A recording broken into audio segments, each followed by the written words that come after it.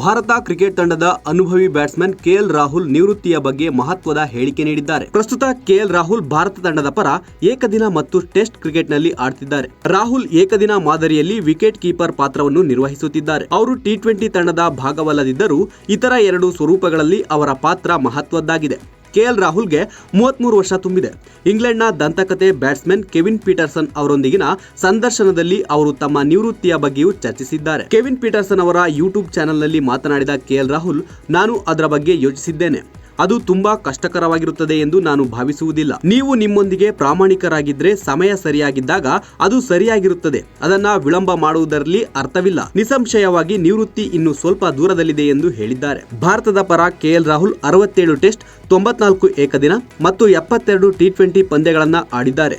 ಅವರು ಟೆಸ್ಟ್ನಲ್ಲಿ 11 ಶತಕಗಳು ಮತ್ತು 20 ಅರ್ಧ ಶತಕಗಳು ಸೇರಿದಂತೆ 4053 ರನ್ ಗಳಿಸಿದ್ದಾರೆ. ಏಕದಿನ ಕ್ರಿಕೆಟ್ನಲ್ಲಿ ರಾಹುಲ್ 8 ಶತಕಗಳು ಮತ್ತು 20 ಅರ್ಧ ಶತಕಗಳು ಸೇರಿದಂತೆ 3360 ರನ್ ಗಳಿಸಿದ್ದಾರೆ. ಅವರು ಟಿ20 ಪಂದ್ಯಗಳಲ್ಲಿ 2 ಶತಕಗಳು ಮತ್ತು 22 ಅರ್ಧ ಶತಕಗಳು ಸೇರಿದಂತೆ 2265 ರನ್ ಗಳಿಸಿದ್ದಾರೆ. ಕೆಎಲ್ ರಾಹುಲ್ 145 IPL ಪಂದ್ಯಗಳನ್ನು ಆಡಿದ್ದಾರೆ. ಇದರಲ್ಲಿ ಅವರು 5 ಶತಕಗಳು ಮತ್ತು 40 ಅರ್ಧ ಶತಕಗಳ ಸೇರಿದಂತೆ 5222 ರನ್ ಗಳಿಸಿದ್ದಾರೆ.